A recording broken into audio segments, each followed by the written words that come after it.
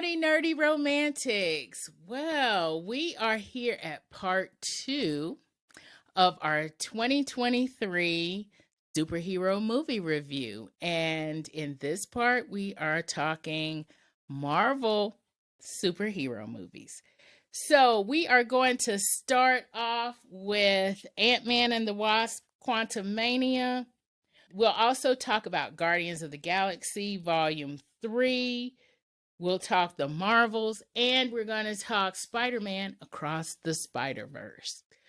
Spoiler alert, we will spoil all of the aforementioned movies, and we might spoil a couple of comic book storylines as well. So if you haven't watched Spider-Man Across the Spider-Verse, the Marvels, Guardians of the Galaxy Volume 3, or Guardians of the Galaxy Volume 2, and Ant-Man and the Wasp, Quantumania, then turn us off, go watch these wonderful movies, and come back and join us for the discussion. This is the Nerdy Romantics Podcast, and I'm your host, Y.M. Nelson.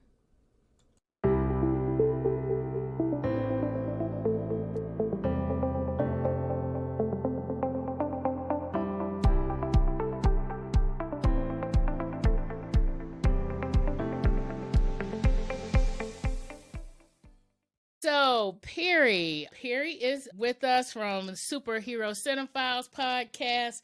And Perry, we've been talking a lot about DC movies and the DCEU and how that, I guess that phase is over and they're redoing things.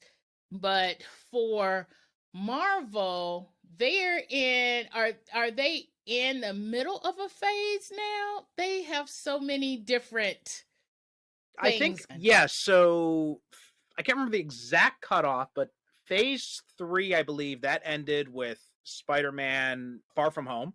And then after that, which was also post-Endgame, so Far From Home was kind of like the epilogue to Endgame.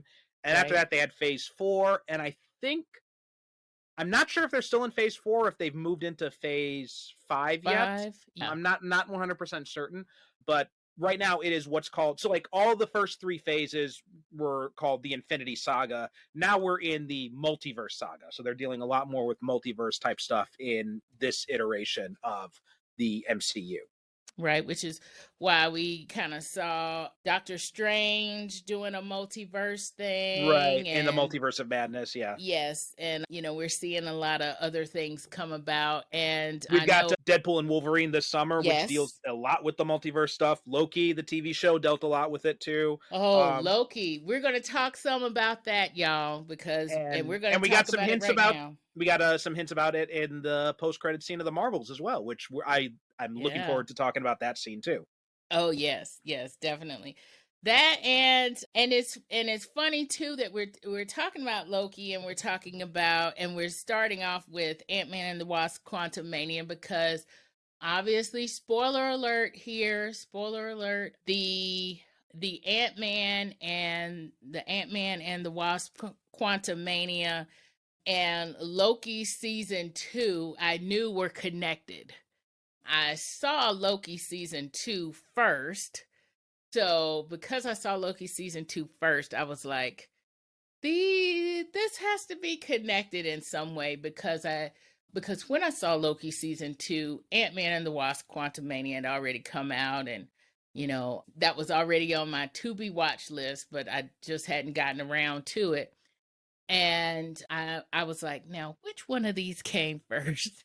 It was kind of like chicken or the egg kind of feeling that I got when I first started watching Ant-Man and the Wasp: Quantumania. But for some reason, I put down Ant-Man as first. So I don't know how I came up with that. But you really can see the whole multiverse and holding the multiverse together.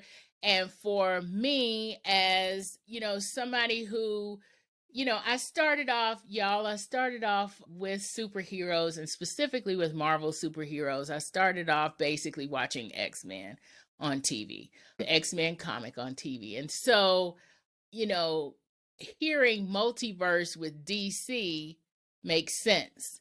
But hearing multiverse with Marvel is kind of a new concept for me.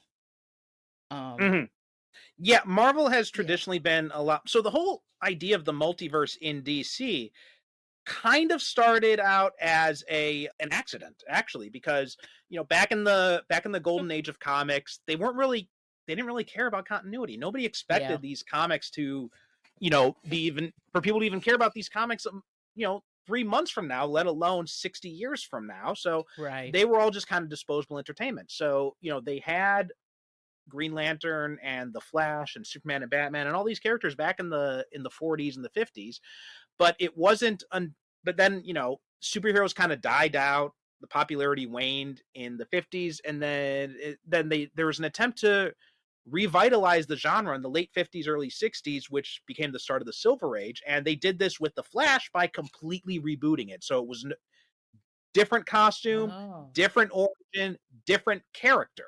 Everything was brand new about it, right? That was where they introduced Barry Allen came in, was the second Flash, actually. Yeah, after Jay Garrick. Yeah. And then Hal Jordan came in after Alan Scott. And again, with Green Lantern, they had even taken it even a further departure from the original one.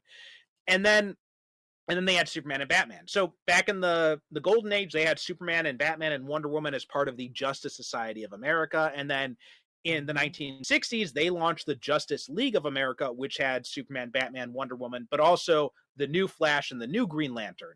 Yeah. So then there was kind of like this idea is like, well, wait, we've got Justice Society over here. We've got Justice League over here. And they decided to do the story called The Flash of Two Worlds. And that introduced this idea that there are two Earths. So there's Earth 1 is where the modern versions of the characters were. Earth 2 was where the World War II Golden Age versions of the characters were.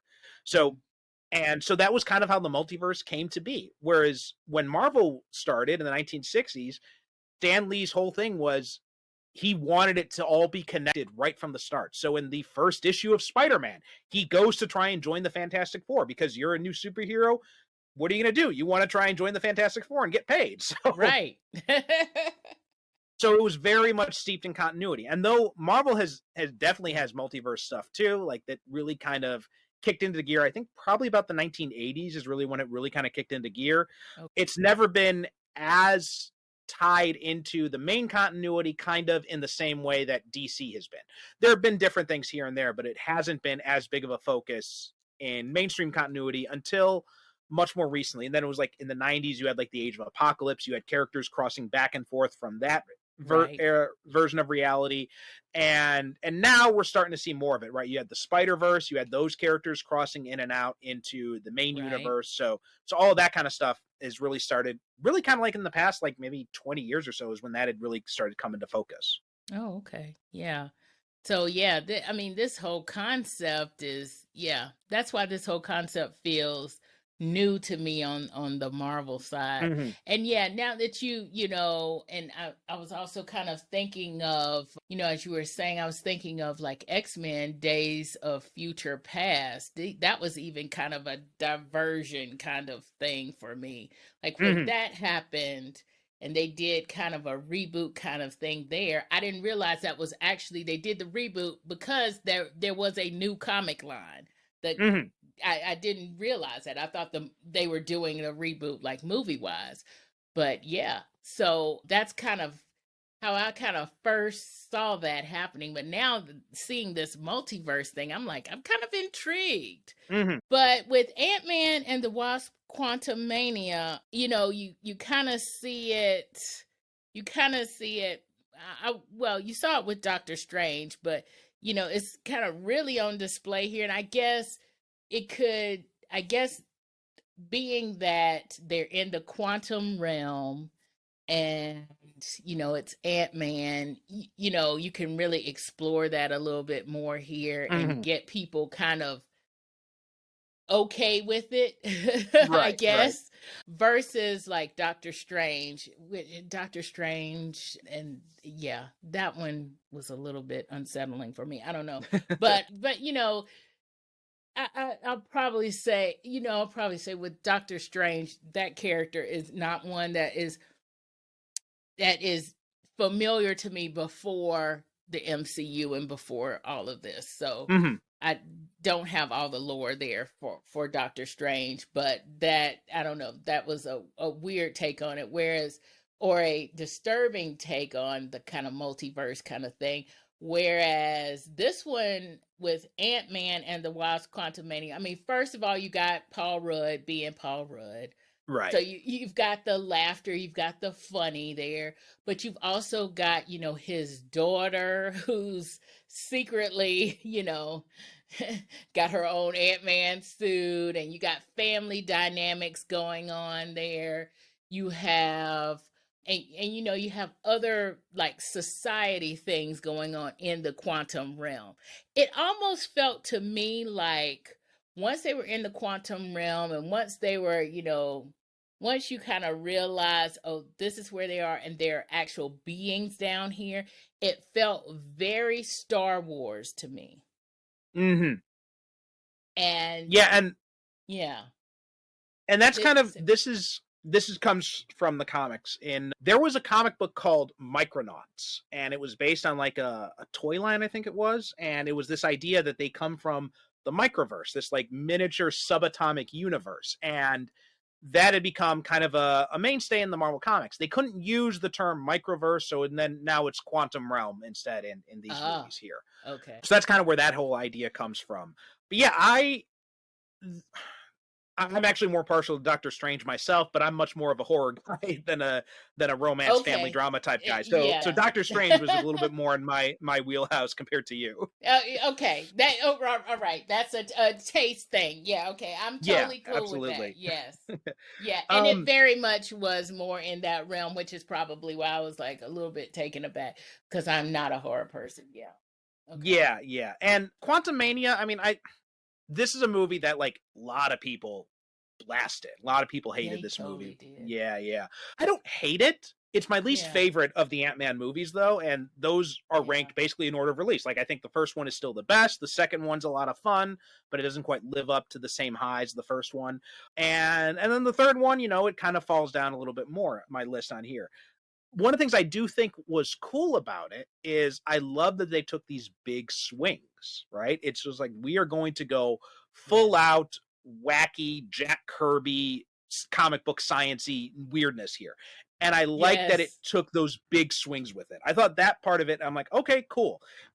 We're done with, because I am, as much as I liked the Batman, the Matt Reeves Pattinson movie, one of the things is I'm just so over the whole idea of like, we have to have superheroes grounded in the real world. I mean, like these things are based on, wacky sci-fi comic books. It's supposed to be this kind of like weird all around the place. So I think I think it's very cool that Marvel's just like, yeah, we're going to go wacky Jack Kirby science-y with it. And I thought maybe they take it a little bit, maybe a step too far. Maybe. There's a definite argument to be made there, but I admire them for taking that shot to begin with. Yeah, I'm gonna have to agree with you on that. I love the weird sci-fi thing, and then maybe that's why I was like, oh, I'm getting a Star Wars vibe, and oh, I'm leaning in a little closer to the TV as I'm watching, because they're doing that. They're doing this wackiness, and we have these suits and we've got all this. Yes, there is a lot of sci-fi going on here.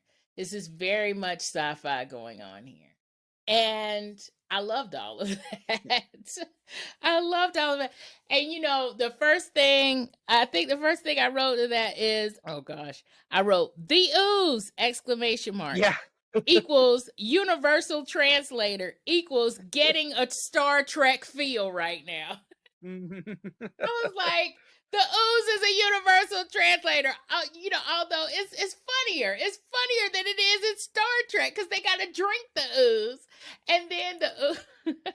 And I love that the ooze kept talking about holes. You've got holes. How many holes do you have? And, of course, he says, it says, how many holes do you have? And the first thing that you're doing is you're thinking, oh, well, there's my ears, and then there's my nose, and then, yep, I'm counting. I did that. Yes, I definitely did that. I totally was counting, and I was like, oh my gosh, this is so crazy. Oh gosh.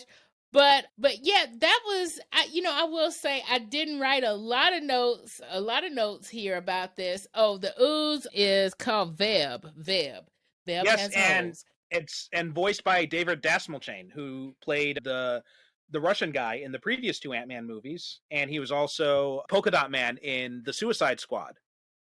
What? Yeah. Wow. Yeah, and he was also on the Flash TV show too. I think he played Abracadabra on the Flash TV show. Oh, okay, yeah. Oh my He's done a lot. I think he's also done voices in like some of the animated superhero stuff too. So he's done a lot of superhero work. So that is very much like Star Trek. You just see them recur on. Oh yeah, yeah. They're on this one, and then they're on that one. So yeah.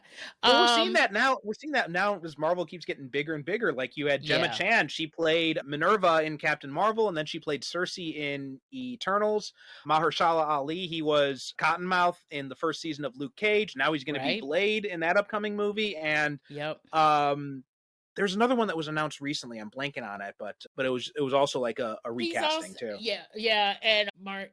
Oh, Evan Moss. Evan Moss. I can't remember his last name, but he was Microchip in the first season of The Punisher. Now he's going to be the Thing in the upcoming Fantastic Four movie.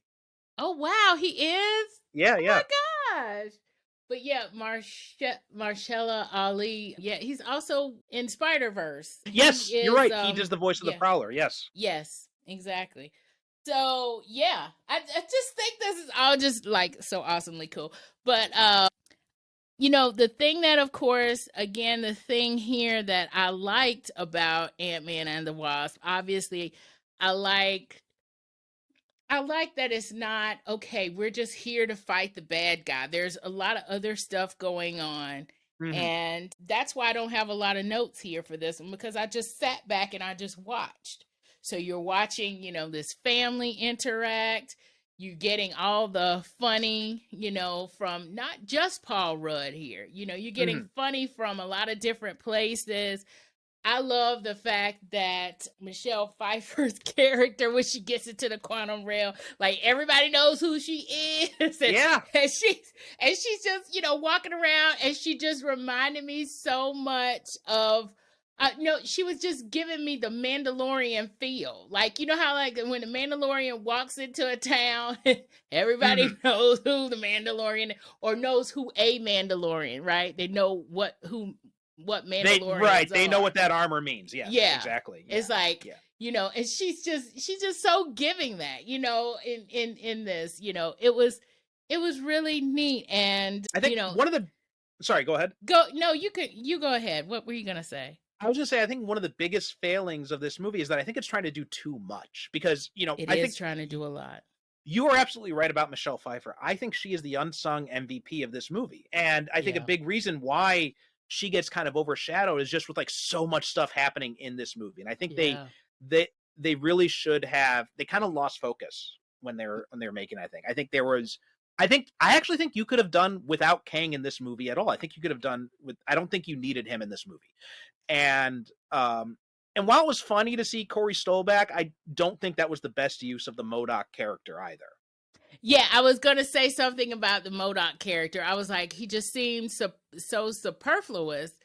And I was also trying to remember him from the first Ant-Man, so half of the movie, I'm trying to remember him from another movie, and because his face is distorted, and even though they do show, a flashback of him from the other movie, I'm still trying to get the whole presence of who he was, because he's actually not that dude anymore. Because you could tell he's going through some kind of emotional crisis kind of thing. And it was just, you're right. It was a lot going on here. And I guess that's also part of the reason why I didn't write a lot of stuff down, because you have to look at it and follow it. It's a lot to follow. Yeah, you've got the story with Yeah. Scott and Cassie over on this side, and then you have the story with Hank and Jan and Hope on the other side, and it's just like, and then you got the whole Kang stuff going. It's just, there are way too many moving parts in it, and it just kind of loses focus. And I think the better thing would have done is, I like the idea of bringing Corey Stoll back, but maybe not as MODOK, but maybe have him as the villain of this movie, and then that would thematically tie it back to the first one, connect the other two in a much better way. And I know you said we're not going to talk about Jonathan Majors' legal issues, but I will say I thought he did a great job though as Kang, and I wish we could have seen more of him. I understand why we can't, and I totally respect that decision, but it is kind of a disappointment that we didn't quite get to see what could have come of that. Yeah. I'm gonna break my own whatever I said and say about Jonathan Majors is he was good in this, and he was good on Loki season 2. And well, even in that last episode of season 1, I thought he was wonderful in that. Right. Yes, totally. I'm like, he's good with this, and in my opinion, if you're going to keep somebody, even though these are two separate, I get this, these are two separate studios, right? But if you're going to keep somebody, it would not be Ezra Miller, in my opinion. It would be Jonathan Majors. Yeah. But they've kept Ezra Miller on that side. And they have let Jonathan Majors go on this side. According to the latest news, he's not going to be doing this anymore. But, and I'm like, that is a waste. That is a waste. That's all I'm going to say. That's just, I don't know. It's just, to me, it's like, okay, what multiverse am I in where this is messed up like this? This is I'm in the wrong universe. I need to get in a different universe, because I mean, honestly, I think the decision is to get rid of both of them personally, is what I would say, but that's me. But anyway, I feel like this was not the right movie to, Jonathan Major stuff aside, I just think conceptually this is not the best movie to introduce Kang. Like, I think there's better ways to introduce this version of Kang than what we did here.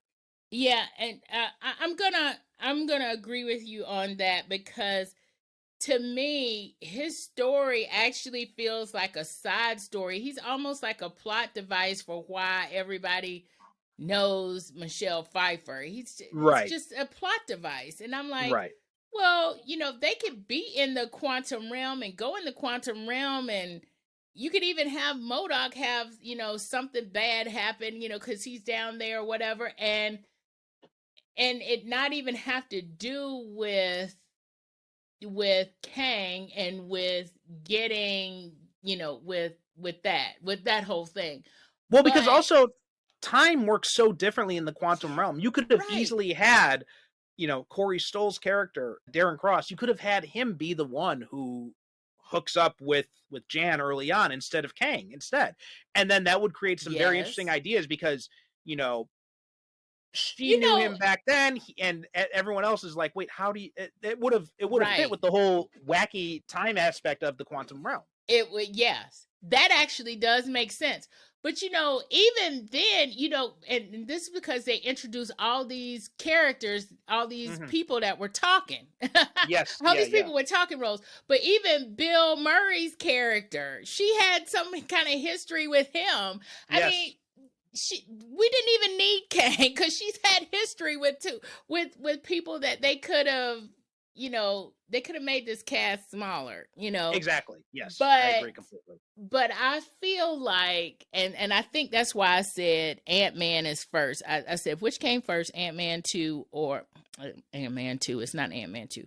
Ant-Man and the Wasp Quantumania, or Loki season 2.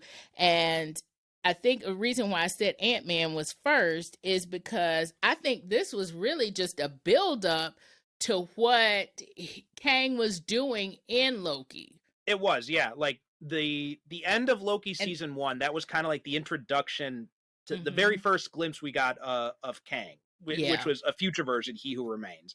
Right. And then Quantumania was supposed to introduce the variant of Kang, the evil version. That's the one who's going to be the villain of the multiverse saga. And then Loki season 2 dealt with this earlier version of him as, was it Victor Timely, I think was his name, or something like that? Yeah, Victor something, yeah. Which, in fact, Timely, that was the original name of Marvel Comics. Really? Yes. I totally didn't know that. Oh, learn something new. Well, I always learn something new when I talk to you, Perry. I have so much useless knowledge of comic books and superheroes in my head, and there's no room for anything else. But it's so Meanwhile, fun. I can't remember what I had for breakfast yesterday. Well, me neither, so it doesn't matter. Just as long as we ate. See, we're still here, so we obviously ate something. But yeah, I think for this one, I'm with you on a lot of these. I love the sci-fi aspects and the, basically ramping up the whole sci-fi aspect of this and the wacky of it. It was cool. I will say this. I think Antman and the Wasp Quantumania was the first one that I ended up watching on Disney Plus when I watched all of these. And I think I said in my mini review, my TV had to reset itself because it needed to be in like HD deep color or something wild. And I will say that this is probably one that I really wish that I had watched in the theater, because I think the cinematography would have been really amazing in the theater. I did watch this in the theater, and it was really good. I also want to say, Catherine Newton, she took over as Cassie from the actress who played her in Endgame. I liked her as Cassie in this as well. And I know you're not a horror fan, but she was in, but we were talking about, bodies, characters in different bodies and stuff like that when we were talking about Shazam. She was in a horror comedy called Freaky, which with Vince Vaughn, where basically it's a teenage girl. It's a spin on Freaky Friday, where instead of a mother and daughter swapping bodies, it's a teenage girl and a serial killer swapping bodies. So you've got her, and it's her and Vince Vaughn. So they're the ones who swap bodies. So you got Vince Vaughn acting like a teenage girl and Catherine Newton acting like a stone cold serial killer. And it's really good. Is there any way that's even a little funny? Because that is funny to me. That premise is funny. It's very much got funny aspects to it. It's I think it's the same people who did Happy Death Day, which is very much like a comedy horror movie. So. Yeah, one of those. And like Shaun of the Dead and all those kind of Shaun of the Dead, not quite as Shaun of the Dead leans more into parody than horror, but it's more like along the lines of Totally Killer was like this. Okay. Happy Death Day. It's very much in those veins. Kind of Scream adjacent, but a little bit funnier than Scream. Okay. All right. Got you. Yeah. And I've watched Scream, so I'm good there. But this is, this has all of those little things little nerd out things that I liked in it, but I'm also with you on the fact that it's a little bit too much. The quantum realm is packed. And they need to empty some of that out. Yeah. So what is your rating for this one? I can't remember. I think I would probably give this a 3, maybe. Yeah, I think maybe a 3 is what I'm giving this, because it's just there's some interesting stuff in there and there's some good performances, but it's just way too overstuffed. I mean, the fact that it's called Ant-Man and the Wasp and we see almost no Wasp in this, I think is a huge failing. Yeah. Like, we haven't even talked about Evangeline Lilly because she's barely in the damn thing. Exactly. That's right. You're totally right about that. And, and the part that, that she is in it, it's kind of like, okay, but why do we need you again? She was like in one, she's in one fight scene and she had to actually come back through the portal to be in that fight scene. And it's like, I don't know. You're right. It's Ant-Man and the Wasp, but we don't really see the Wasp. I think both this movie and the Doctor Strange sequel, they both have the same problem in that it's got this title card for it where it's Ant-Man and the Wasp, Quantumania, and it's Doctor Strange in the Multiverse of Madness. But in both those cases, like you compare it to something like, I think Captain America Civil War is a good comparison, because even though that is like this big ensemble movie, it's got all these different characters, it is still at its heart a Captain America movie. It's still Captain America still drives the story. It's still all about his character, his journey, and the Avengers stuff is connected to that, but it's tangential to what his journey is. Like, if you took out the Avengers stuff in that movie, it would still fit together pretty well. But but Doctor Strange and Quantumania, I don't think they should have had those names at the top. It should have just been like, if you just called that Doctor Strange movie Multiverse of Madness, I think it would have played a lot better. Same thing with this. If you just called this Quantumania, I think it would have played a lot better that way. But because there are these character titles at the top, we have an expectation that these characters are going to be the ones who are the central force of the movies. And in both of them, it doesn't really feel like they are. Exactly. And, and now that you mention that, the thing about Ant-Man in the first Ant-Man and in Ant-Man and the Wasp, we see Ant-Man evolve. Right? We see Ant-Man first, we see him evolve from being a criminal to Ant-Man. But then in Ant-Man and the Wasp, we see him, evolve with his powers.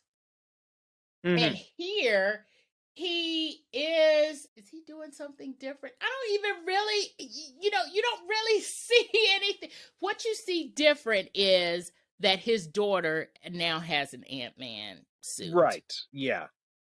So we don't really see him evolve. So it's not really about, and we don't see anybody really trying to get his powers or really trying to come after him or anything like that. So it's really not about him. We also don't have any of the non-superhero characters that we had in the first two movies. Like, some of the best scenes in those first two movies were with, like, his crew or like his ex-wife and her husband. The guy that drove the van. Yes. Ant-Man and the Wasp. Oh my gosh.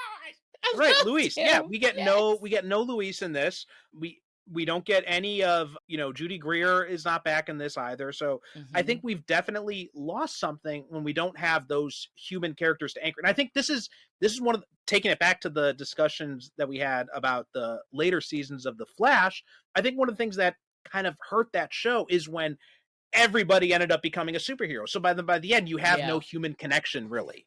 Right, exactly. Everybody's a little, and two, because everybody is really, sci-fi'd up here. I mean, we have actual, like, beings that are not even really, we would barely call them humanoid, right? Right, so exactly. It's like, you're trying to make a human connection here, but the only people that are like humans are charged up in some way. Right. I mean, the only real human character in this is Hank Pym when you think about it. And he like, developed the Ant-Man technology. So yeah, I mean, it's exactly. Yeah. And he's the one that developed the technology, but then also he's kind of being sidelined. I mean, he's even been sidelined by his wife, especially when the Bill Murray character comes along and, or the character that Bill Murray plays, I should say, comes along, and it's like, he is, he's really being sidelined. He is,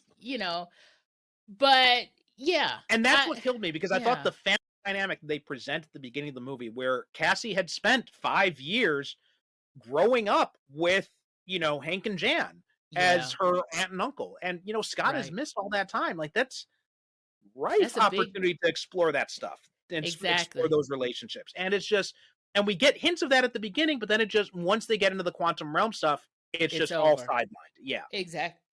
It's totally over. So yeah, I think that I gave this one a 4. I am not exactly sure if that's what I gave it, but if that's what I gave it, that's what I'll give it. But I will say this, out of all the Marvel movies that we're talking about today, this was my I'm gonna say this was my least favorite. I agree with that. Yeah, definitely. This is my least favorite too. Yeah. But one of the ones that was really this wasn't my most favorite, but this was very close to my most favorite, is Guardians of the Galaxy Volume 3. See, Guardians, this one was my favorite. This one is, 5 stars all the way from me. I'd give it 10 stars if I could. I loved this movie. Okay, so tell me why we're getting 5 stars from this one from you, Perry. Oh my God, this was the perfect summation of that whole trilogy. Like, first off, when they killed off Gamora in Infinity War, my original idea was, I'm like, okay. And then at the end of Infinity War, we saw that scene where Thanos, when he snaps the gems, he's in like the soul gem. He sees young Gamora there, and she asks him what he sacrificed, and he says everything and all that. Yeah. My original theory was that was going to play a part in undoing everything in Endgame. There was going to be stuff involving the soul gem, and maybe we were going to get Gamora resurrected as a result of that. Yeah. But we didn't get that. Instead, we get, this past version of Gamora from another universe who comes over, gets stranded in our universe, basically. Yeah. And she has no memory of Peter Quill. She has no memory of that time. And yeah, and so then I'm like, okay, I see what they're going to do. They're trying to reset the whole Sam and Diane thing that they commented on in Guardians of the Galaxy 2. And I figured that's kind of what they were going to do here, and they're going to find a way for them to come back together. They're going to find some way for Gamora to get those memories somehow through some contrivance. That's what I had expected. And they didn't do that. And what they did instead is they told this beautiful story about what it's like to fall out of love with someone. And they use this superhero metaphor as a way to explain that. And as someone who has fallen out of love before, who has been through a divorce and came to a point where we are totally fine with each other, where we evolved to a point where we don't hate each other, right? We just don't love each other anymore. Like, to see that played out on screen, I felt seen in that moment when I saw that scene, because that's not something you see in movies ever. Usually when it's a divorce or something, it's like, it's a bitter thing. And maybe if they have kids or something, they come to some sort of, begrudging understanding or something like that. But you don't see it like this, where they fall out of love and they're okay with it. And I thought this was such a great story, because it went through all those emotions that Peter is experiencing, and it was all very true to life. Yeah. It's funny that this movie got to you emotionally in that way, or you connected emotionally with this movie in that way, because I also connected emotionally with this movie, but with a different character, with the whole Rocket character. And I connected with that as well too. I definitely want to talk about that as well, but you go first. But yeah, the whole, he got put in a situation, he found a family in that situation, and he loses a family in that situation, and then all of this happening while he is in captivity, that really just, I feel that now. I still feel that. I mean, that whole thing, and then the fact that he basically kept all of that inside of him, and all of that really, for me, I've always thought that the Rocket character, I've always thought that he was just a real, like, a curmudgeonly dude in a raccoon inside of a raccoon. I mean, he is snarky, he is sarcastic, he is a jerk, and it is just wonderful, and I loved him on that level. But I've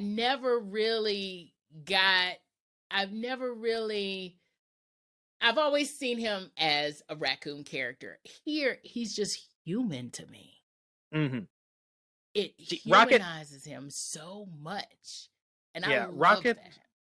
Yes, absolutely. Like, Rocket was so I had some familiarity with the Guardians from the comics, and of all the characters from the comics, Rocket is the most true to who he is in the comics as well. Like, he's very much the same type of character in the Really? comics Oh, and in the movies, wow. but they do so much more with him in these movies, I think, and I think they give him so much more depth that I think he has in the comics, at least. And again, I have very limited experience. I have some familiarity with them in the comics, but not as much as other people I know. But so he was my favorite character going into this from the comics, and then, you know, after watching him in these movies, like, he's my favorite character of this group in the movies as well. He is just, I mean, Bradley Cooper. It still blows me away. That's Bradley Cooper, Right. because It's like, what? I can't. It doesn't go together in my mind. But even though I know it, but it just doesn't. I can't make it go together in my mind. But it's still wonderful.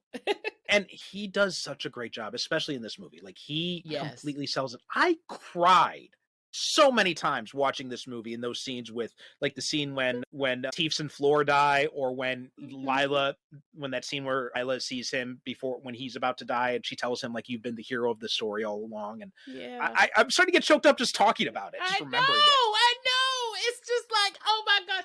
And I know people are probably like, y'all are crying over. Yes. Yes. I am crying over a talking raccoon, and I don't give a damn who makes fun of me for it.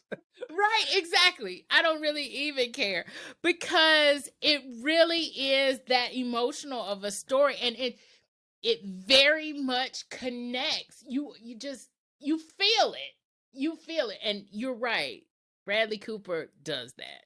I mean, and, I think I think one of the things this movie does is it's a perfect counterpoint to the idea that, you know, CGI is destroying movies and all that, because, and I think this movie proves it, that CGI is very effective when it's used in the right way. Yeah. And James Gunn is very careful with how he uses CGI. He understands that you need to use CGI. You can't do this movie without CGI. It's not possible. It's just not. Right. And he understands how to use it. He plans out his shots very carefully, so he knows how to use it. So it's not just let's fix it in post type of attitude toward it. It's very much like, we have to treat this like we're filming a real stunt or something like that, where you have to have it very carefully done, because if it's not executed right, you can't get a second try at it. He does that. He has that same approach with CGI. And that's why I think his movies work so well when you have the CGI stuff, and why we have these scenes of these CGI animated characters, and it's so moving, because he's very careful about how he uses that. And this, and also, you know, I'm probably going to mispronounce his name, but Chukwudi Iwuji, who plays the High Evolutionary. Yeah. Oh my God. He is one of the best villains in any of these Marvel movies. He was unbelievably good. Amazing. Especially because the only thing I knew him before was in Peacemaker, where he plays a completely different character. And to see him in this, I was actually very annoyed they killed him off, because I want to see him come back. Wow. You know, when, you know, gosh, there's just, there's so much there. Wow. I don't even know what to say first. But the fact that he's like, I really need to make this perfect society. And the perfect society is human, is very human looking, but not human at all. And then the perfect society is really not so perfect. There's homeless people, there's crime, there are people with no jobs, there are people dealing drugs. I mean, and then he's like, okay, I realize this is not working. I'm just going to wipe this out because I want it to be perfect. This guy is on a level of insanity that is just, and delusion that is just mesmerizing. Yes. I'm like, it's totally amazing, you know. And the thing about it is, in a lot of these, as you watch a lot more and read a lot more, there are a lot of, you know, for lack of a better word, there are a lot of insane villains. Yeah. And the reason why they're villains is because they're insane. But this guy has a real delusional, like a layered delusional. This is not Joker delusional. Right. This is layered. I see the world in a way that is different from everybody else. Mm-hmm. And I need to remake it in some other way. I mean, and yes, the actor whose name I won't even try to pronounce does that brilliantly. Yes. I mean, it's scary. It's scary. And yeah, it's scary because it's also, you see a little bit of this delusion and yeah. And some people that, don't need absolutely. Don't need to be voted into anything. Yes, let me just say that. Absolutely. I mean, and going back to this movie too, like one of the great things about this is that it really feels like you're ending all these characters' story, but you're not ending them in a way that is like, a finality, right? One of the things I think I think I blame Game of Thrones a lot for this. And I think one of the things I hate about it is like this idea of, for the ending to have meaning, we have to have a bloodbath and all these characters have to be sacrificed. Exactly. And I was so worried that we were going to come out of this movie with like, half the cast or all the cast or someone dying. And, and there are points when they get close, right? There are definitely points where they get close. And James Gunn, I feel like he's teasing us with it because he knows what we expect. Exactly. And like that scene with Peter, like he's freezing in space. It looks like he's not going to make it. And then all of a sudden we get Adam Warlock comes and he saves him. And I'm just like, good. I'm glad James Gunn said, yeah, I know what you expect. I know you expect there to be some big heroic sacrifice. I'm not doing it. Right, exactly. And the funny thing you mentioned that is because I was talking about, I need to finish watching this movie because I had started watching it, and then when Rocket got hit or whatever, I said, no, I can't watch this. I can't, and part of it was because I had something else to do. And so I really needed to be doing something else. Actually, like I had something else to do with my time. So I literally did not have the time to watch it. But then at the other part of it was I did not want my emotions to go through seeing Rocket die. And I was just like, you can't do this to me. You can't kill off these people. I mean, you've already, killed Gamora and then brought Gamora back. And it's like, what? I can't go through these emotions, Yeah. So I turned it off and I was telling a friend about this and I was like, well, I was telling a friend, I said, I'm not spoiling anything because I don't know what happens. I literally said that to her. So I don't know what happens. I just know I was all in my feelings and I needed to turn it off. But I've now got to finish watching it because I need to know what happens. And that is really how you feel about this whole thing. You feel, okay, it's volume 3 and it's, the end of the Guardians of the Galaxy as we know them, in this iteration. And James Gunn is now moving over to DC. So right, exactly. Yeah. So, that's happening. So you're right. You do have that kind of feeling that, oh gosh, somebody's going to die, Yeah. But the fact that it doesn't happen and we still, and two, we still feel a finality at the end of this iteration of Guardians of the Galaxy. But we also feel like we will see these folks again, even if Marvel doesn't say at the end of the end credits, we will see Star-Lord again, even though they did say that. They did, but, yeah. Although, I think that was kind of a joke because the whole idea of calling him the legendary Star-Lord while he's talking about mowing the lawn and stuff. Right. That was hilarious. That was so hilarious. And he's like, now why am I going to be mowing a lawn when this guy's 45 and sitting on the... And he's like, don't even get me started. He's like, I kind of want you to now. Right. But you know what? Even that is real because you even have those kinds of feelings about neighbors or whatever. It's like, now why is such and such mowing the grass, but then this person went and got somebody to mow their grass. I mean, why can't they do it themselves? And da da da. You know, You know what I you think still would, have those feelings. you know what I think would be brilliant about this though is if they do like a Disney Plus series of shorts or something called The Legendary Star-Lord, and it's just Chris Pratt doing like mundane human shit the Things, entire. right? I think that would be brilliant. That would be awesome. I would totally watch that. Oh my God, that would be so awesome. But yeah, it's so funny, you know, to for that to happen. But but getting back, it's like it's a finality, but it's not final. Like Yes. they died. And I was worried about I was worried about Chris Pratt's character. I was worried about Star-Lord. I was like, oh Lord. Yeah. Quill's not gonna make it. Right.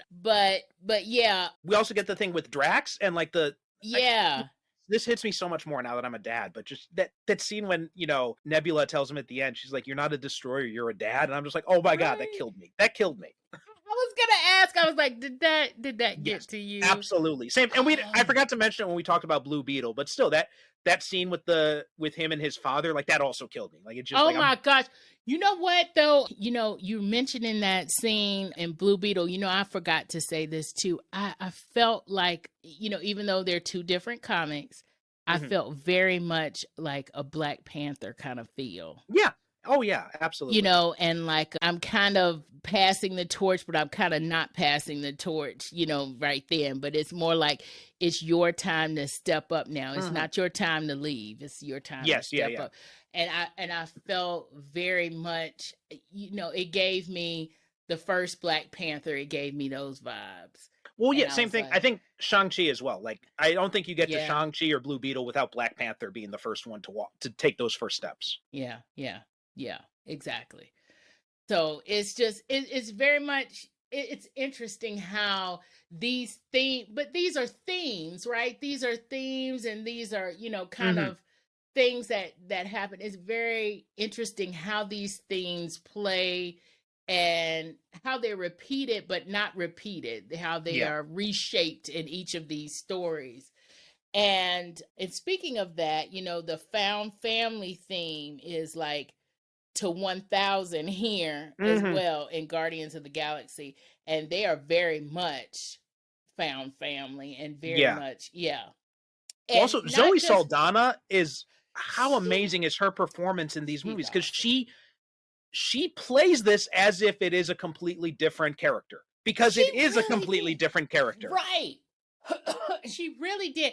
And, you know, it's funny, you know, because when you were saying that about the relationship, and I'm thinking to myself, that is how that relationship is playing out between, you know, Gamora and Quill. It's playing out like we divorced, but now we're on a different, it does have that feeling to it. But I will say the relationship that she has with her sister, Nebula, you know how they just do the nod towards each other, but then they're also slightly, you know, hostile towards each other. Very much the first, like, movie. Exactly. And I was like, it is so, that's what, you know, that's what I found like fascinating when I first watched it. You know, now that you're saying this about, you know, Quill and Gamora and you know, the way they're relating, I kind of feel that now. I did notice that now. What really got me more was her relationship between, you know, or Gamora's relationship between her and her sister. It was like, first Guardians of the Galaxy, it took you right back there. Yeah. And it's like you realize now that this character is not the same. And it's especially as cool the because character we've gotten to know. Because they both basically like flip positions, because now you've got Gamora, who is the heartless mercenary, and you've got Nebula, who is the, you know, someone who cares about other people. It's like it's a complete inversion of that original relationship, and it's very interesting to see play out, especially because, you know, Karen Gillan as well, an amazing actress in these movies. Oh, totally like, amazing. I'm like, I've always had kind of I've always, every time I've seen Zoe Saldana, she's always had that, kind of tough exterior or whatever. So, Mhm. her kind of going back to, going back to this previous version of Gamora, I was like, okay, it made me feel a little bit like, okay, it's safe, but then it's like, oh, I kind of Mhm. miss them together, But then it's like, okay, this is who we've got to do, because she's tough. This is how we do it, She doesn't, this is what we do. But yeah, it's just the whole cast is just amazing. I mean, it's Mhm. just, and you really see it here. I believe I said in my mini review, I said, yeah, this was really long and really emotional, and I loved it. It was wonderful. Well, and I think I love that moment at the end when, Groot says, "I love you guys." That it's I like but it's because we understand him now. We know, understand what right? he's really saying. I thought that was such a great way of showing that, and I just know. That was amazing. yeah, Yes. and taking it back to the Quill and Gamora thing, like, you've probably known people who've said, like, if when a relationship has ended or something, she's like, well, it's like they've become a completely different person. Right. That's exactly what this is, because she literally is a completely Exactly. different person. Right. She is. She is a totally different person. And it's like, oh, wow. And I This don't, is really happening. but I've never really seen a lot, and maybe I'm just not remembering clearly, but I haven't really seen a lot of, like, sci-fi stuff explore that aspect in that way. I thought it was so inventive to do it the way they did. I totally agree with you. But you know what? I don't see, I'm going to say I don't see a lot of even drama do it that way. Yeah, Explore it yeah. that way. I mean, this is just on a whole new level, kind of. We are trying to navigate a new part of our relationship.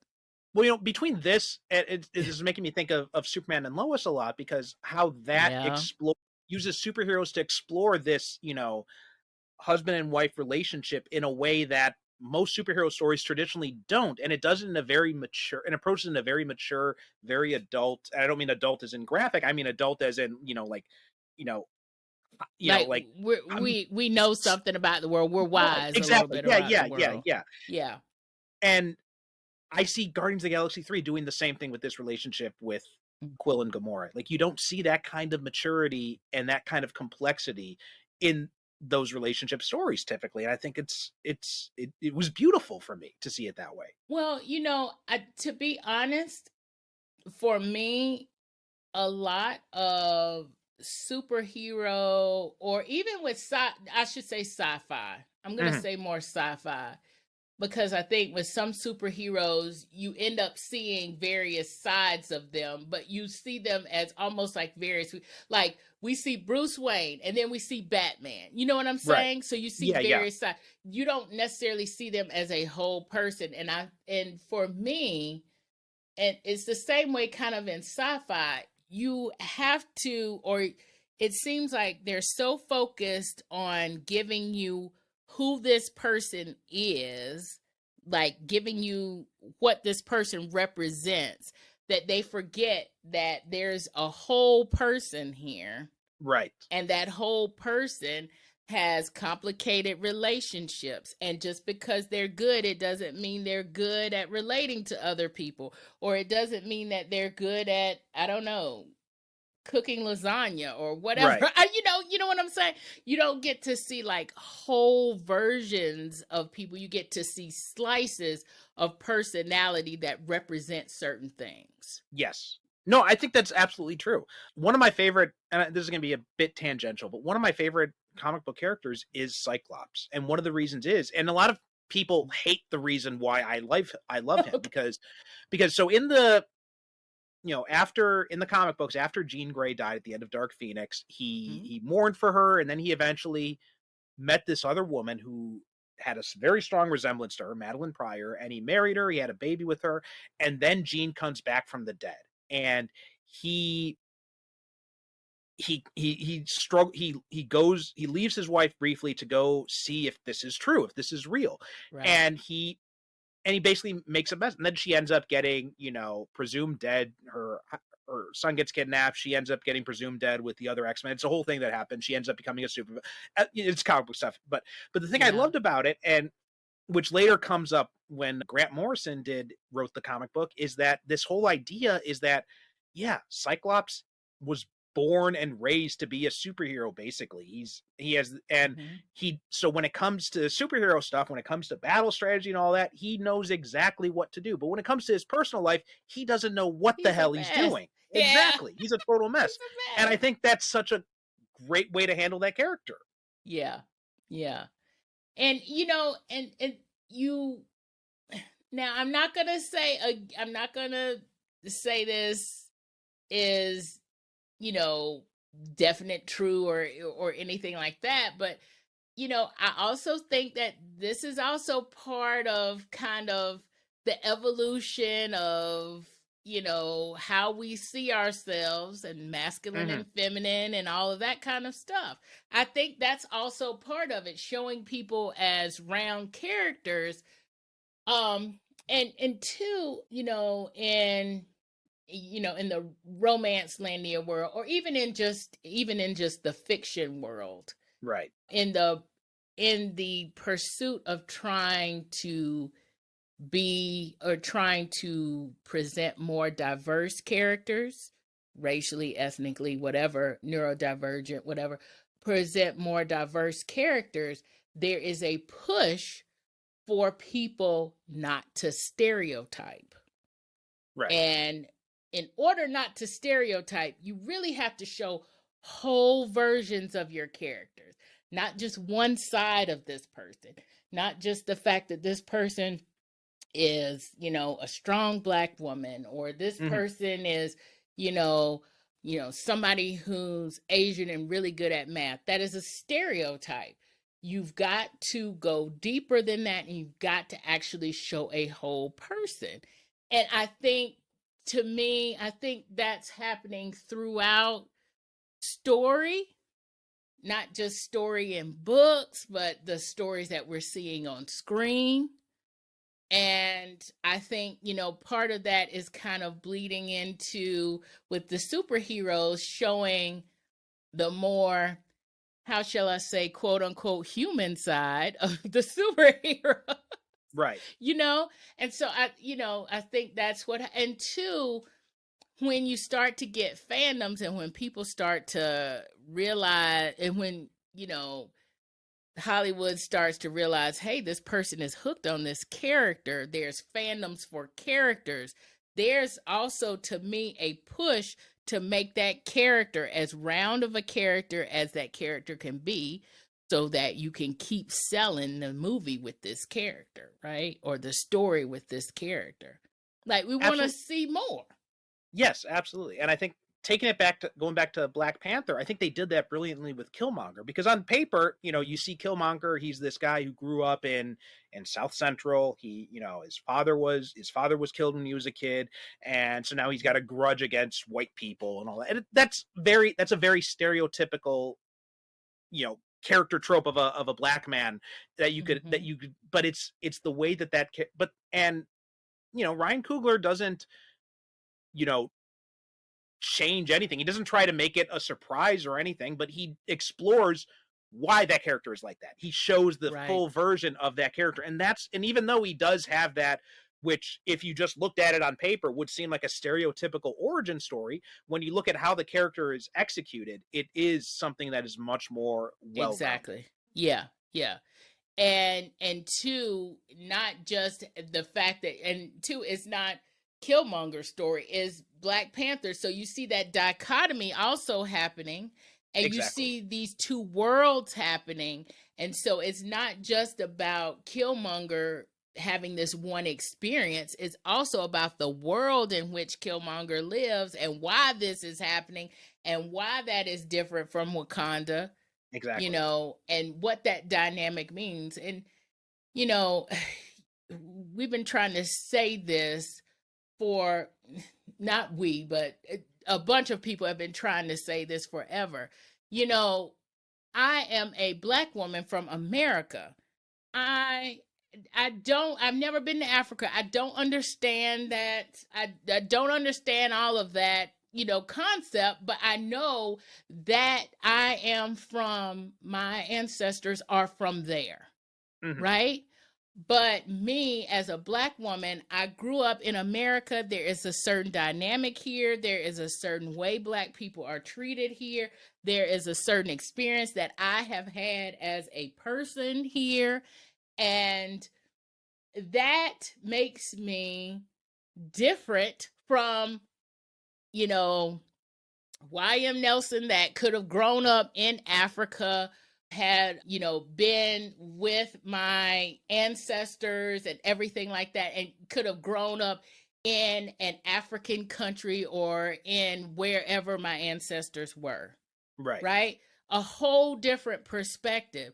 And so, actually, by showing not just Killmonger and just that event, right? But also showing that whole dynamic and how that whole dynamic is different from, T'Challa and from, the Wakandans dynamic is amazing to me. And then too, also not just Wakanda, but actually bringing in the different tribes and all of those kinds of things. So it's not just every Wakandan acts like this, right? So right, the whole no group, no group is a monolith. Exactly. Right. Yeah. Right. You don't have a monolith. You don't have this person is standing in for this person. And then when that person makes a mistake, it's not everybody making that mistake. Right. So when Quill and Gamora aren't seeming to really get along, it's not just about, this human and this whatever she is are not getting along. You know what I'm saying? It's like these people have a complex relationship, and they've been through something, right? And so we're seeing all sides of that. It's not, Star-Lord has made a mess up, right? So, and that's kind of the same thing to me. Like I felt I felt that way with Drax. I felt that way with Rocket. I feel like I felt that way with everybody here. I saw with Guardians of Galaxy, I saw a growth happen. Yes. Of everybody. Like I saw them grow into kind of like a whole person, like a whole character. And so if one of them had been killed off, I would probably still be crying to this day. Yes, absolutely. Because I have grown to love these people. Now, I will say I do have two minor criticisms of this movie. One of them is Adam Warlock. I feel like there was originally a completely different plan for this character. He pops up at the end of Guardians 2. And in the comics, Adam Warlock was very heavily involved with the Infinity Gauntlet storyline. He was basically the, in the kind of like, I guess maybe the Doctor Strange role or something like that. Because he was very much, the key to solving it and everything like that. He's the one, kind of like a combination of Doctor Strange and Iron Man, I guess you could say, because he's also the one who ends the conflict at the end. Okay. Obviously, they went a completely different direction. No objections to that. I thought I loved Endgame. It's one of my favorite of the Marvel movies, so I've got no problems at all with the way they handled it. But I do feel, and originally, right, because the original plan is that James Gunn was going to do 3 Guardians movies, and then he was going to be kind of like the Kevin Feige of the cosmic side of Marvel. He was going to be kind of like shepherding like all the cosmic movies of Marvel. Wow. That was apparent. I've heard this. I'm not sure if that's been confirmed or not, but that's what I've heard was the original plan. But after Guardians 2 came out, right, there were a bunch of these right-wing trolls. They dug up some old tweets he had made with some bad jokes that he had done because he was working for Troma at the time. He was doing this kind of like edgy humor type of thing, and it they got him briefly canceled and fired from Marvel, and then they ended up Marvel ended up reversing that decision. They brought him back, thanks in large part to Kevin Feige, and then he was allowed to, because then at first he went over to DC, and DC's like, okay, you want to do the Suicide Squad? You can do the Suicide Squad. And then he went over to DC, and then Marvel came back, and they realized their mistake. They hired him back to do Guardians 3, but by that point he had already been, seemed like the whole things had changed in between what he was originally planning to do for Guardians 3 and what have actually ended up happening. So I think eventually we're going to get the full story about what his original plan was versus what ended up happening. But I do feel like there was originally something completely different for Adam Warlock, because in this movie, he does feel kind of tacked on. Yeah. That is interesting. That was, yeah, so that is my one big criticism. I felt like the Adam Warlock character felt kind of superfluous. He felt a little bit tacked on there. The other thing is, I loved the soundtracks for both the first movie and the second movie, especially the second movie. I thought the music chosen in the first movie was better, but I thought the music for this that was used in the second movie was much more better. It had a much better integration into the story. Like, those songs fit at the different moments that they were being played at. Yeah. Whereas this one, with the exception of probably the Beastie Boys song, yes, like, I didn't feel like the soundtrack really connected with the movie in the same way the soundtracks connected in the first two movies. I'm going to agree with you there. I am also going to add that I think for me, part of the reason why they didn't connect is that they are newer. The songs are newer. Yeah. So they don't give you that same nostalgia kind of feel as the other songs do. And you're right too. They're not, except for the Beastie Boys song, which was very much on point. They're not as on point. Yes. Yeah, with what's going on in the movie. I can't remember what the first song was, but the first song, it was Radiohead. I think it was Creep.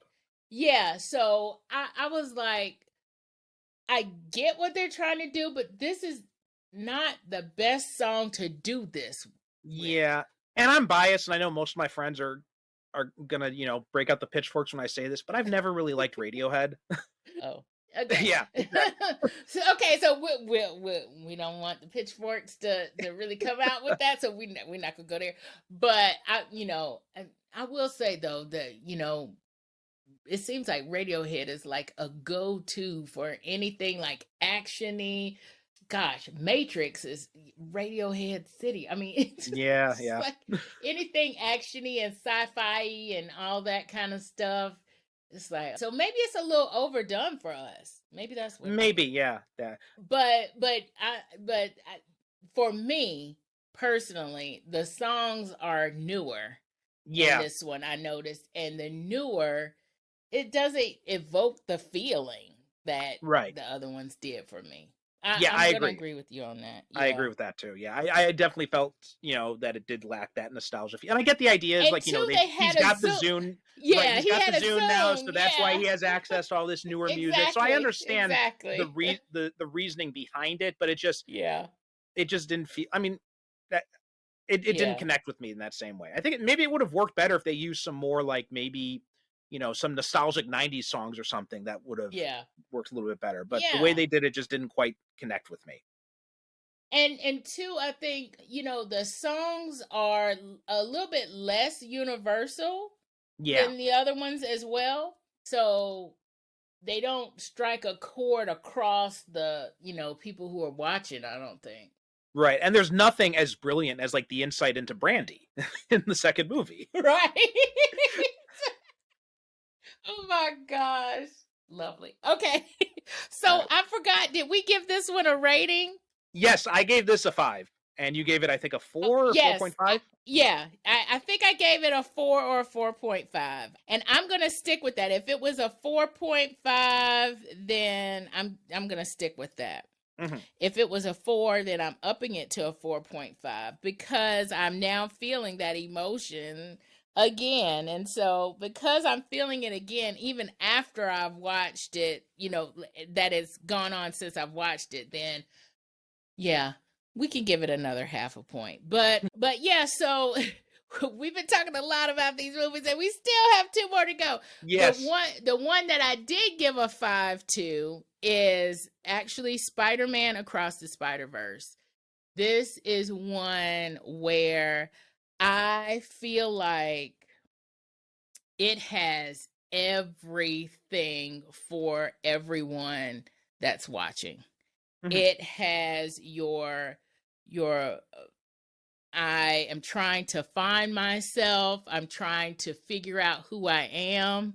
If you're in that stage of life, whatever age you are, because that happens at different ages, it has all of the, this is one of the things where, to me, with Flashpoint, how you said how they, when they, went back and showed us all those different era things, era superheroes and things like that, to kind of show the different flash points or whatever, or the different, you know what I'm saying. Yeah. So to me, where they did that wrong in the Flash, I think this is when they get it right, when they show all the Mhm. different Spider-Man and actually like going back in time and showing the comic and showing the old Spider-Man, like Spider-Man, Mhm. that one, and showing all the different Spider-Man and showing, and even kind of connecting live action people in with the animation. So Mhm. it is not 100% animation like like it was with Across the Spider-Verse. I mean, with Into the Spider-Verse, but they even have like live action going on here. But what I really liked is kind of, it gives you that Spider-Man kind of nostalgia there that I loved. And it also, gives like a good storyline. Like Yes. the story of what they are doing, what Spider-Man has to do, like what is Miles Morales actually going through, and what is the superhero thing that he has to overcome. The villain being the Spot is not, is a little bit more than what he thought, and all of this other kind of stuff. That whole story that they created here is just mesmerizing. So you've Mhm. got the good story for people who love story. You have the wonderful like character arcs and things that we see here. We have the good themes of, how we deal with family, who we can become when we're growing up, you know, what does it mean to be a friend? What does it mean to, be a hero in society? Does that mean, how does that interact with our personal lives? Mhm. How do we deal with loss and tragedy? All of these things are here, and I think they did them really well, you know? I don't really have a whole lot to add to that. I mean, Okay. I was like, uh-oh, what did I just say? no, no, you are completely on point with all of that. And I think the only thing I would add to that is that I love that they found this way to use different animation styles, which you got a little tiny Yes. taste of that in the first version, But but I it's, think yeah, it's it's very on much present in this 100 version. here. Yes, Yeah. yes, absolutely. Yeah. Yeah, this is another one. I totally agree. That was actually the last thing I wrote. Putting all the different types of animation together with live action is amazing. Yes. And this is one of those that I also wish that I had seen in the theater. I actually saw the first Miles Morales Spider-Man in the theater, like the last day that it was in the theater here. See, I wasn't able to see either of these in the theater, like the second one I mentioned already, but also because here in Japan, like when it comes to the live action movies, when those are released, they release them in two versions. They release them with the Japanese dub and one with the original language and Japanese subtitles. So I can see it in the original language. But when it comes to animation, because the vast majority of animated movies in America are kids movies, so Yeah. it's that's what they're mostly treated as here. So when they're released here, they're pretty much only released in the theater in the dubbed version. They almost never have a subtitled version of it. So yeah, I wasn't able to see either one in the theater because of that, unfortunately. But yeah, I mean, I thought that they did a wonderful job of expanding the Spider-Verse stuff, showing the Yeah. Spider Society, having, bringing in Oscar Isaacs as Spider-Man 2099, bringing back Peter and showing that he's now got, Baby May there and all that. And I love, Yeah. and but also and then we got to see the cast growing a little bit. Like, Yeah. one of my favorite Spider-Man characters is the Scarlet Spider. So I thought it was so cool seeing the Scarlet Spider here and seeing him rendered in like the 90s style and everything, even having like 90s style brooding and all that kind of stuff. Right. It was perfect. It was awesome. I loved it. Yeah. I mean, if you can't find a Spider-Man that you love in this movie, you are not a Spider-Man fan. I mean, Spider-Punk. Amazing. Spider-Punk is so awesome in this. I loved him. Oh my gosh. I mean, it's so wild. I loved all of this, And it's just an added treat that they gave him a British accent, because Hobie Brown is American in the comics. So, but to make him like, he is. Yes, oh my so to God. make him like. But he's in so fact, in the cool comics, he's cooler as a British dude. In the original comics, actually, he was actually Prowler originally. The idea, because originally Miles Morales was the ultimate Spider-Man, right? So he's from a different universe, and they hadn't introduced Hobie Brown in that universe yet. So when they decided to give him have his uncle be a villain, they decided to use the Prowler identity to give it a Spider-Man connection. So but in the comics, Hobie Brown was in the main universe was the Prowler. Wow. And not so much a villain, more of an anti-hero type of character, and he still pops up from time to time. But I think he had changed his identity. I think he's the Hornet now in the current comics. He kind of has an anti-hero a little bit. Yeah. He has a rebel. He has a rebel personality here. So he does have a little bit of that. But yeah, it's just so many things. So many things. I have no idea why I wrote this down, but it says, "Oh no, she opened the package." What did that have to do with anything? I'll be honest, it's been a while since I've actually had a chance to sit down and watch this movie all the way through, so I can't remember. I watched this yesterday, so I don't know. I don't know why I wrote that down. But anyway, of course, Peter Parker is Manhattan, and Miles Morales Queens. is. Say that again. I said Peter Parker is Queens. Oh, Queens. Yes, Queens. Miles Morales is Brooklyn, and I just thought the way they did Brooklyn is very Brooklyn. It's very much that. It's almost like you're there, but this is animated. It was amazing. So are you from Brooklyn yourself? I am not from Brooklyn. No, I have an aunt that lives in Brooklyn, and I used to be there for a while. And I was recently there, actually. Well, so I've actually got a little bit of a story of this, because my late co-host on Superhero Cinephiles, born and raised in Brooklyn, lived there his entire life, and he was never really he was a huge comic book fan, right? But he was never really a Spider-Man fan. He just never really connected to Spider-Man in the same way he connected to like Thor or Superman or anyone like that.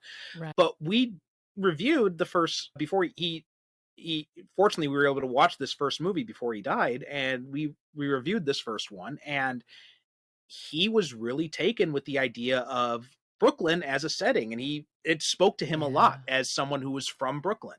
Oh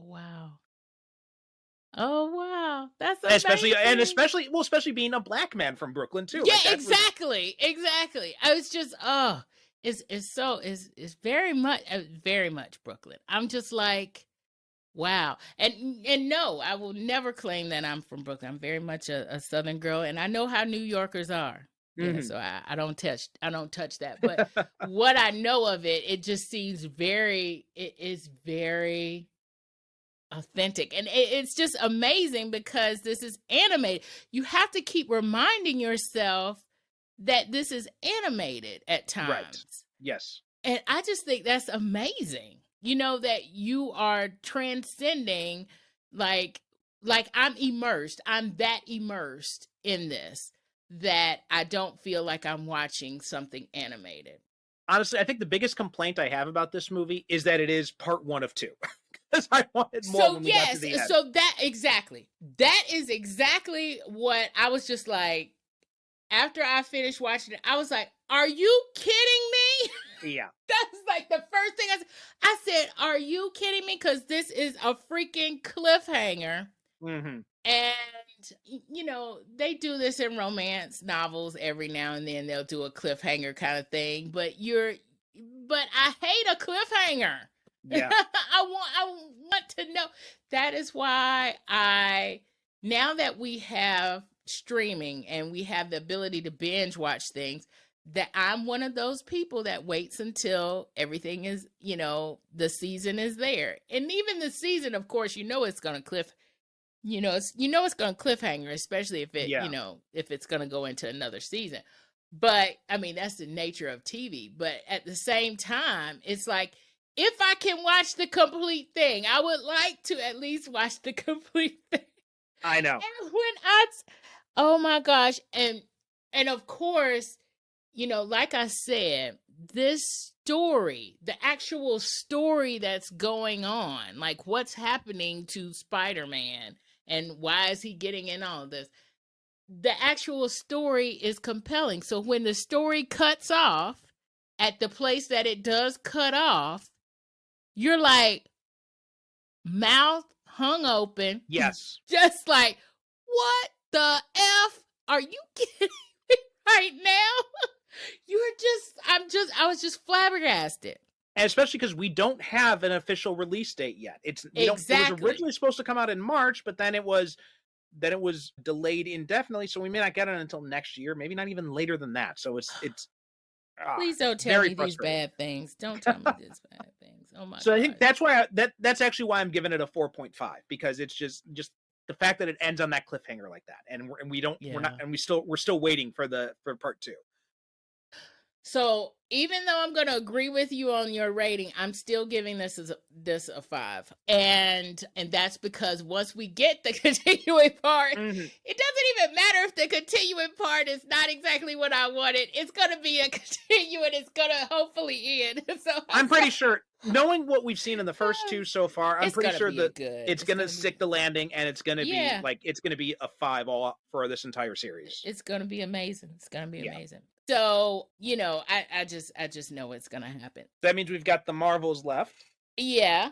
And I have some mixed feelings about this. What's your thoughts about the Marvels? So I think this movie was unjustly pilloried. I think it's a fun movie. It's not the best movie that Marvel's ever made. I'm not going to say anything like that, but it's a good, decent superhero flick. It's breezy. Like the fact that it's got the shortest runtime of any of the Marvel films, I think that's actually a positive thing. It doesn't, this film does not drag itself out. It's very quick. It's very fun. I loved seeing these 3 actresses interact together, like Iman Vellani.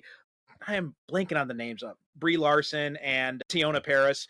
The 3 of them together, it's just magic watching them together on screen. And I mean, the main villain is kind of crappy and doesn't really do much for me, but overall, like the strength of this movie is really in those 3 leads, and I think they do such a great job of tying it all together and selling it. Okay. I think we're going to have our second disagreement. Okay. I did not like this movie, but okay, so in my mini review, I said that I feel like this movie was kind of one of those. There are a few it's more so the TV shows than the movies, but there are some points in the MCU where they make things to just connect characters or introduce other characters or try to make a foundation for another story that they're trying to create, or another storyline that they're trying to create. I feel like WandaVision is kind of like that. Even though I liked WandaVision, I feel like WandaVision was like kind of like a connection, right? And a lot of the movies don't do this. It seems like a lot of their TV shows, or their like mini TV shows that they have on Disney Plus, right? It seems like a lot of them do this. Yeah, I think you're right there, and I think it's because they do it. Yeah. A lot of these TV shows, they're kind of done to kind of like fill in the gaps and to kind of like expand on some stuff that they can't really expand on in the movies, because something like WandaVision, you can't really do that as a movie, right? You can only really do that as a TV show. Right. And I feel like with this movie is doing that. This is one of the few movies I feel like that's actually doing that. I will agree with you that this was fun. I love the interaction between the three characters, but for some reason, Captain Marvel, Brie Larson as Captain Marvel, Carol, she was coming off to me, and the thing is, she's trying to show layers, and I don't think she's doing that here. But she's coming off to me as just being, I'm above all this. I can solve all this. And it's, because I'm, basically, I'm basically like a god here. I'm just, I have all this power and I can do all this stuff, and I'm just going to fix all this. She's a type A control freak, and she's giving that. And in the moments, and then you have, Miss Marvel, Kamala Khan, who is like looking up to this person and is just like in awe of this person and is just like in awe of all of this, because she's new to all of this. And you're being this, meanie. It's the nicest PG way I could say that. And then it turns out that, you really created this whole mess in the first place. You basically created your villain. You realize that, right? So, and there's no there's a little, I'm going to make this right again, type A personality, but not necessarily remorse, I feel, from the character. So to me, that's a character that, like, unlike Quill or unlike, any of those characters in Guardians of the Galaxy, like how we've talked about how they're round characters and we get to see the fullness of them. We just get to see this one side of this person, and the other side is not really appealing. And that's just kind of how I felt throughout this movie. And I loved Kamala Khan's character in Miss Marvel in that show. And to me, I think that show was like, the movie is the bridge and the show was really it's kind of like the opposite kind of thing happening here. Like, the movie is the bridge here between Kamala Khan's origin story and whatever she's going to do as Miss Marvel, right? Or whatever's going to happen after that. I will say that this movie had all the funny moments, all the halfway kind of sarcastic moments that, a good Marvel movie has. And so, of course, I'm not going to say I don't like it, I'm giving it a negative or blah, blah, blah. But I don't like it as much as you liked it, I think. Yeah, it sounds like that. And I think you make some good points. I think, especially when you talk about Carol's, the lack of remorse or all that, I think it's there, but I think this goes back to the villain problem. I think if you had a better villain that was a little bit more developed, had a little bit more meat on the bones there, I think that would have helped to reflect more on Carol in that way. But we don't get as much of that as I think we probably needed. So I do agree with you there. Yeah, I don't think I wouldn't go as far though as you did, saying that you thought it was no remorse or that she was completely above it all. I felt like there was a humanity to her, but I feel like, and this could very well just be me reading too much into it, but I do feel that Carol is someone who has been apart from humanity for so long because she's living with the weight of this responsibilities that she really it's not that she doesn't care, it's just like she doesn't remember how to connect. And I think this goes back to the idea again. They're playing with the idea that she's kind of disconnected from her memories. And I think that's what they're trying to do, because I've seen this twice now. I saw it in the theater and I saw it on Disney Plus, and that part, I'm not sure how many times you saw it, but I think that aspect of it came through more on the second viewing for me. Okay. So I probably need to watch it again to get the full whatever. Because I've only watched it once, but I will say that I watched Miss Marvel right before I watched this. You know, not right before, you know what I mean. And so when you have kind of that whole dynamic that Miss Marvel has, you know, with the whole family and the aunties and you know, and all of this is very much humanity there. And then you get this, right? You do feel a disconnect. And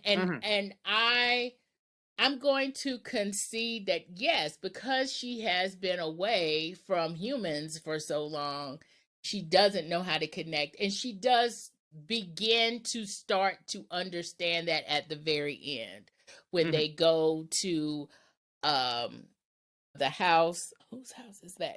Rambeau. Captain Ram. Is that Captain Rambeau's house? Yeah. Okay. I'm blanking on her name. Yeah, but yeah. Captain Rambeau, the mom, Marie. I think it was Marie. house. Or Maria. Yeah, Maria. yeah, she was Maria, and I remember that because the one thing that really struck me, you know, I was just watching along, and I was like, okay, this is a cool story. I laughed, I blah blah blah, you know, and I'm, you know, having my good, you know, Marvel's Avengers moment, and then of course they have the mid-credit scene. And I just went, Beast! Oh my God, Beast is here! And Kelsey Grammer again. Yeah. And it's Kelsey Grammer Beast. And I was just like, I had finally for the first time in cinematic history. I started crying. It was just like, oh my God. And for the first time in cinematic history, he actually looks like the Beast. Yeah, right? He actually looks like it. That's so wild. But you know, ever since, you know, like I said earlier, and like I've said in previous episodes, you know, X-Men is what got me into this. And ever since I heard that the MCU finally bought Fox, as far as the you know, Disney, the whole Disney bought Fox as far as that whole X-Men thing, I have been waiting to see what they're going to do. And now I haven't watched everything Marvel on Disney Plus, like all of the little side things or anything, but for me, this is the first time I have seen it come together since that, right? And I was just like, this is what I've watched this whole thing for. This is what, and so I get that whole giddy feeling. And then you also, again, we see multiverse here. Yes. You know, so. And there's also a comic tie here because in the comics, so you probably remember from the X-Men animated series that Rogue got her powers from draining Ms. Marvel, Carol. Yes. And that happened in the TV show too, right? She got her powers because she held on too hard to Ms. Marvel, and she permanently drained her powers. Now, in the show, Carol ends up being in a coma because of that, and we never see her coming out of that coma. Although that was in a tie-in comic. Never mind. But so far in the show, we haven't seen her come back from that coma. But in the comics, she was not in a coma. She woke up, except she didn't have her memories anymore, and she didn't have her powers, obviously. Right. And she ended up hooking up with the X-Men for a time, and Professor Xavier helped restore her memories. So she had her memories, but she remembered everything, but she had no emotional connection to them. And then we had a story where the X-Men went out in space. They fought this alien race called the Brood, basically the Xenomorphs, essentially. And Carol got these new powers, and she had like the power of a star or something like that, and she ended up taking on the name Binary. And she ended up in that same costume that Maria's wearing in that post-credit scene. That is the costume that Carol wore as Binary. And she stayed as Binary. That is what that is. I've been trying to figure that out forever. Okay. Oh my gosh. Now I'm really excited. Oh yes. My gosh. I'm so excited right now. This is so wild. Oh my gosh. Oh, I'm gonna totally have to lower the volume on this on this podcast because I'm so excited. But you know, now yeah, I'm loving it. I'm loving it. I still feel a certain way about this movie, but I love that tie-in. Oh gosh, I'm loving all of this. Yes. Now the question is, and this is something we How are they may gonna see do pop this? up, we may see pop up in Deadpool and Wolverine, but I am wondering if so we had Patrick Stewart come back as Professor X in Multiverse of Madness, and he was in the animated series look, right? He was in the golden hover chair and everything. We had Beast come up in here, played by Kelsey Grammer, obviously, but much more in the 90s style Beast, also from the animated series. And now we've got Hugh Jackman coming back as Wolverine and Deadpool, and he's wearing the yellow and blue costume. Yeah. So the thing I'm wondering is, are they all from the same universe? See, that's exactly what I was thinking. And it's like, now, are they from the same universe? Now, is this universe going to be the same universe that the Avengers are in now? It's like, no, so I don't think they're going to do that, because I think they're going to be different. I know. I'm with you on that. I think they're going to be in different universes. Mm-hmm. But yes, are they in the same universe? Yeah. I think what's going to happen is, because I think we're kind of getting the tease of this with what's happening in Fantastic Four, because in Multiverse of Madness we had John Krasinski play Mr. Fantastic in that, and he was like the fan cast for Mr. Fantastic for years. So Marvel decided, well, let's bring him in for this as a fun thing since fans have been clamoring for him. But then they didn't cast him in the Fantastic Four movie. In the Fantastic Four movie, it's going to be Pedro Pascal playing Reed Richards. Yeah. So, but you know what? But you know what? That's another fan. I'm sorry, that's another fan. It is. But the thing is I'm thinking is like, they're not going to have these same actors from the Fox movies come back in when they bring the X-Men, they introduce the X-Men into the MCU proper. I think it's going to be something where, my theory is it involves the Infinity Stones, and that, mutation has been kind of jump-started because of all the Infinity Stone shenanigans, and that's why mutants are going to start appearing in the MCU. Probably after Secret Wars is done, is probably what my theory is. That's a good theory. But they're all going to be recast. I mean, there's rumors now that, because they just announced that Giancarlo Esposito has been cast in the MCU. They haven't said who he is playing yet. But, right. They have not. But lots of people have been clamoring for years that he'd be a great Professor X. Right. And see, somebody was saying, because we were talking about Quantumania, somebody was saying, he might be Kang. And I was like, no, he's not. He might be a new version of Kang. Yeah, that could be it too. Yeah. Because all we know about Kang so far is that Jonathan Majors is not coming back, and they have removed the title Kang Dynasty from that Avengers film. So we don't know what that Avengers film is going to be called yet, and we don't know. We know that Jonathan Majors isn't coming back, but we don't know if that means Kang is coming back. Right? We don't know if Kang is they're just going to recast Kang, which I think they will. Like, it seems stupid to ditch such a huge Marvel character, especially after he's been built up so much. Right, exactly. I mean, yeah. But they're saying all kinds of stuff. But all the ideas that this is sparking for me right now. One thing that I really hope they work with, or I hope they, think about revisiting, is the characters that were on now I can't even remember the name of the show. It was an X-Men type show, but it wasn't X-Men. It was Oh, are you talking about The Gifted? The Gifted, yes. I really hope that they revisit The Gifted, and maybe not as The Gifted, but just kind of revisit that whole thing, because I thought that was really, I thought it was going somewhere before it got canceled. And I was like, well, now it's canceled, and all of that. So that was one of the things I loved about The Gifted, is the fact that it brought in all these minor X characters, like Thunderbird. Thunderbird got far more to do in that series than he'd ever gotten in the comic books. Yep. Yeah. Oh, really? Yeah, he just seemed like he was a major character. No, he was killed off like in his second appearance. Oh my gosh. But I love that character. Because basically when they did the comic books, right, they brought in this new team of X-Men, which included, it was Wolverine, Storm, Nightcrawler, Sunfire, Banshee, and Thunderbird.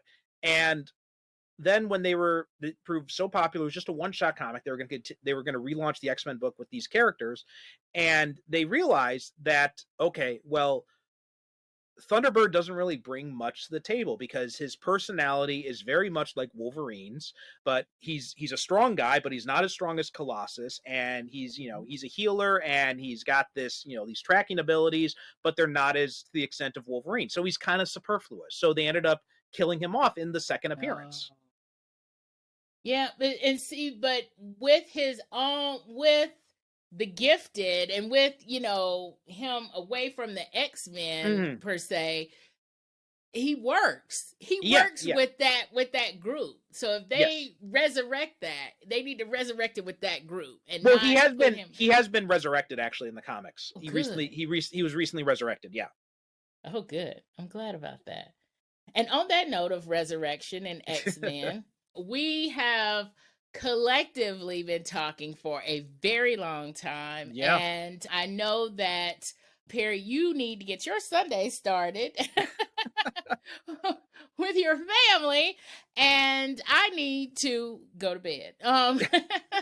So I just want to say thank you for talking with me about all of the. I don't know if we gave the Marvels a rating, did we? I don't think so, but I think I would probably give it 3.5. Okay. All right. I still am going to give this 4 because I'm a nice person. Oh, okay. So I liked it better than you, and somehow your rating is higher. Actually, I am not sure what I rated it before. That's why I'm just giving everything a 4 because I think I gave it a 4. But really, I'm not as happy with that. Now that might be a 4, but that might be just because I'm a nice person, not because that movie was just the best ever.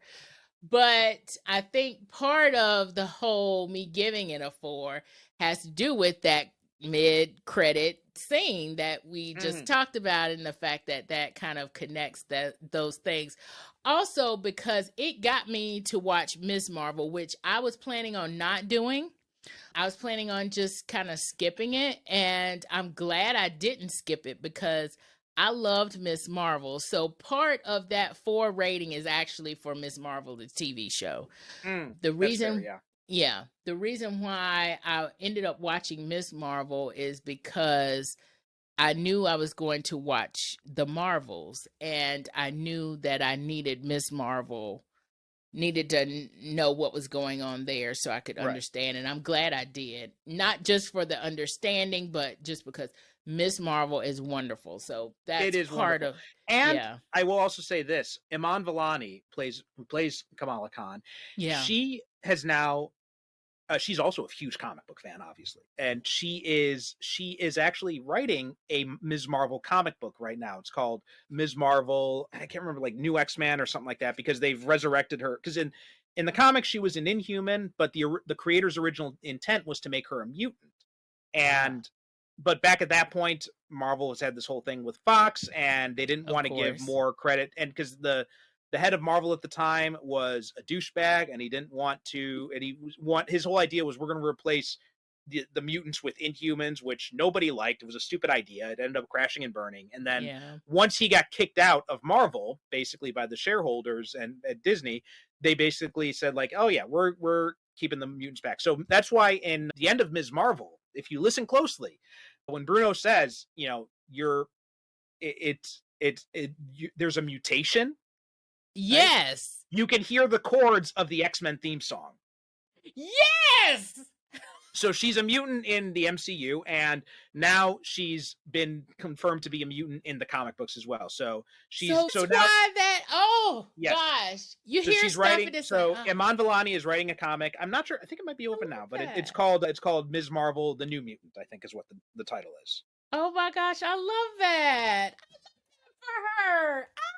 I love all of this. Oh my And gosh. it's great. It's a very good comic book. She has got such a handle on that character. She's a great actress, and she's a great writer too.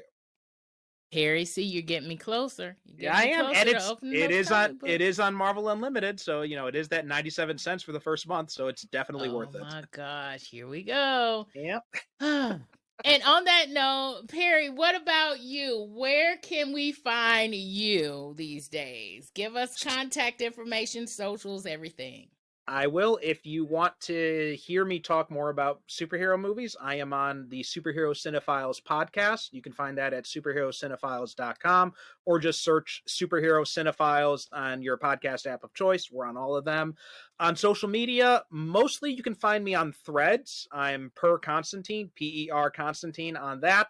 That's the same one on Instagram and Blue Sky as well. So I'm on those as well, but most of my activity is on Threads.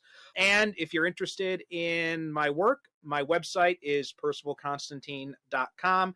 I have books. I've got like 30 books out. I've got some superhero books. I've got some urban fantasy books. My new urban fantasy is coming out in June, fingers crossed. And my serial, which is gonna launch with the superhero serial, is going to be coming out also in June, probably, fingers crossed. And you can find out more information on that. If you join my mailing list, which you can also find through percivalconstantine.com, you can be notified when I launch the serial, because I'm going to have a free 1-month coupon available to anyone who subscribes to my mailing list. So if you subscribe to the mailing list at any time you're listening to this, that will go out. It's going to be part of the autoresponder sequence. So you'll be able to have access to that. So those are where you can find me. That sounds wonderful. And we're going to have all that contact info in the show notes at nerdyromanticspodcast.com. And Perry, I am so glad that we got to talk about these movies. Even though it seemed like it took forever for us to get together and do this, I'm glad we did. And I'm going to have you back, because I have got to talk X-Men 97 with you. I am so looking forward to that. Yes, I am totally here for that. Thanks for being on. Thank you. While that's the end of our discussion, it's not the end of the story. Check out my website at nerdyromanticspodcast.com. And while you're there, sign up for my newsletter to get show notes of the episodes in your inbox. And if you want to see me, my guests, and my guest co-hosts on video, please subscribe to my YouTube channel at youtube.com/@author YM Nelson. Thanks for listening and for watching.